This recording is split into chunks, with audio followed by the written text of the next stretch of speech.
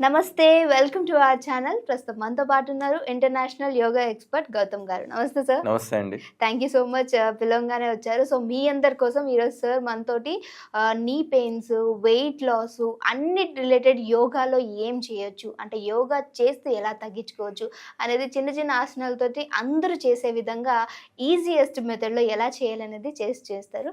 రాత్రి బెడ్ మీద పడుకున్నా కూడా సరిగ్గా నిద్ర రావట్లేదా? మీ మైండ్ 100 కిలోమీటర్స్ స్పీడ్తో దూసుకెళ్తుందా? కేవలం 2 లేదంటే 3 ఆసనాలతో మన నిద్ర బాగా వచ్చేటట్టు ప్రాక్టీస్ దొరికితే ఎలా ఉంటుంది? సో యోగాలో నిజంగానే అలాంటి మంచి టెక్నిక్స్ ఉన్నాయి. వాటిని గురించి ఈరోజు మనం తెలుసుకుందాం. సాధారణంగా ఈ సెల్ ఫోన్, స్ట్రెస్, స్టిమ్యులేషన్ మన మైండ్ని యాక్టివ్గా చేస్తుంది. దానివల్ల నిద్ర అనేది రాదు. యాక్చువల్గా నిద్ర రావాలంటే మన శరీరము, మనస్సు రెండు కూడా చాలా ప్రశాంతంగా రిలాక్స్ అయిపోవాలి. ఎప్పుడైతే పడుకునే ముందు ఈ 2 నుంచి 3 ఆసనాలు చేయడం వల్ల మీ శరీరంతో పాటు మీ మనస్సు కూడా చాలా రిలాక్స్ అవుతుంది. అప్పుడు నిద్ర వస్తుంది.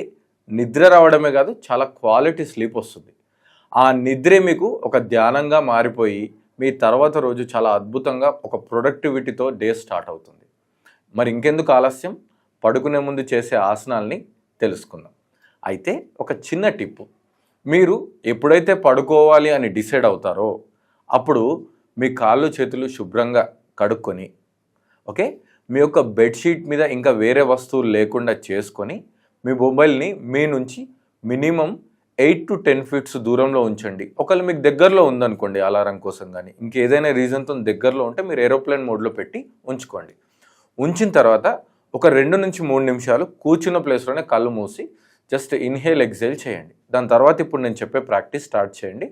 అప్పుడు మీకు ఇంకా మంచి రిజల్ట్స్ ఉంటాయి. ఓకేనా? సో ఫస్ట్ ప్రాక్టీస్ ఏంటంటే విపరీత కరణి ఆసనం. ఇది బెడ్ మీదనే చేయండి. అయితే చిన్న టిప్ అండి, డిన్నర్ చేయగానే అలా బెడ్ మీదకి వచ్చి ఆసనాలు చేయొద్దండి. డిన్నర్ చేసిన తర్వాత ఈ ప్రాక్టీసెస్ చేయడానికి మీకు 1 to 2 hours గ్యాప్ ఉండాలి. ఓకేనా? రైట్, ఇప్పుడు చూడండి. రైట్, విపరీత కరణి ఆసనం అనేది చాలా సింపుల్ ఉంటుంది. మీ 2 చేతుల్ని ఇలా థైస్ పక్కన పెట్టేసి మీ 2 కాళ్ళని ఫస్ట్ ఇలా 30 degrees అండ్ 90 degrees లిఫ్ట్ చేయండి. లిఫ్ట్ చేసిన తర్వాత మీ 2 ఎల్బోస్ని నేలకు నొక్కుతూ ఇలా మెల్లిగా మీ హిప్స్ని లిఫ్ట్ చేయండి. సో స్ట్రైట్గా చేయాల్సిన అవసరం లేదు, మనం సర్వంగాసనం చేయట్లేదు. మీకు ఎంత వీలైతే అంత లిఫ్ట్ చేసి ఇలా లెగ్స్ని ఫ్రీగా పెట్టండి. ఒకవేళ మీకు ఇది లిఫ్ట్ చేయడం కష్టంగా ఉంటే ఒక పని చేయండి.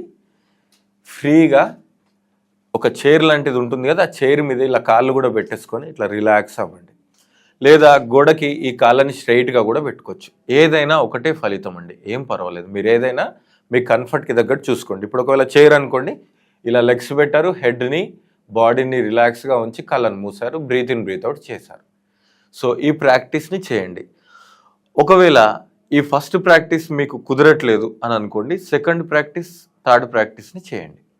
సెకండ్ ప్రాక్టీస్లో ఏంటంటే 2 కాళ్ళని ఇలా ఫోల్డ్ చేసుకున్న తర్వాత ఇలా సైడ్కి పెట్టేస్తాం. సో దీనిని సుప్త బద్ధకోణాసన అంటారు.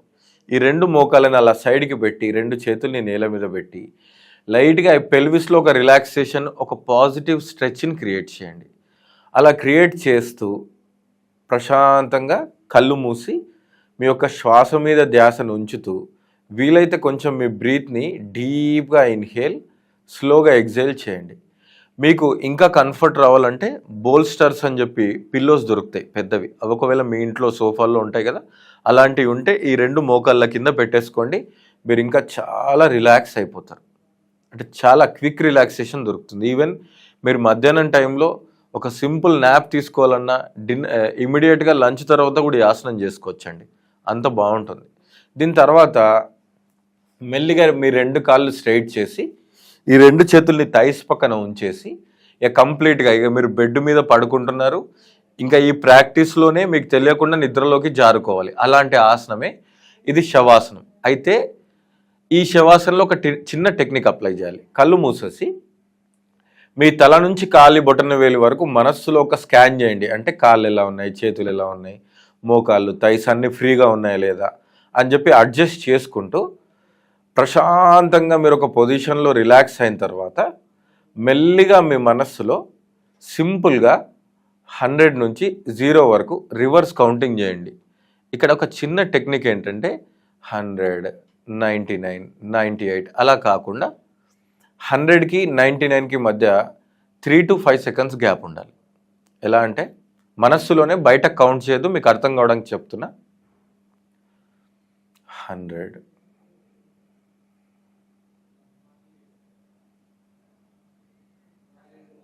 99,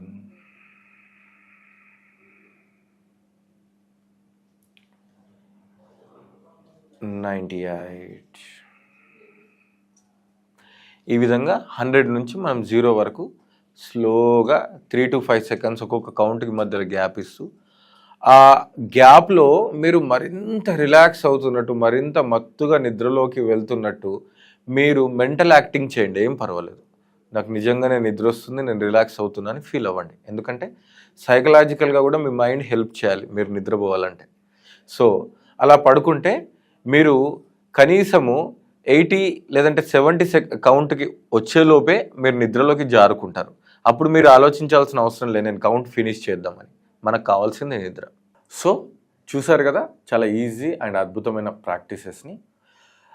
ఈ నిద్ర అనేది మీకు చాలా క్వాలిటీగా ఉంటుంది. ఆ క్వాలిటీ స్లీప్ ఏం చేస్తుందంటే మీ బాడీని సెల్ఫ్ హీలింగ్ చేస్తుంది.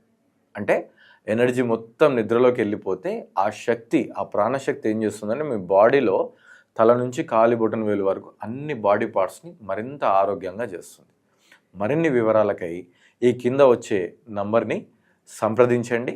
మరియు మీరు రోజు ఈ ప్రాక్టీస్ చేసి మీకు రిజల్ట్ ఏ విధంగా వచ్చింది, మీకు ఏమనిపించిందో కామెంట్ రూపంలో తెలియజేయండి. Thank you.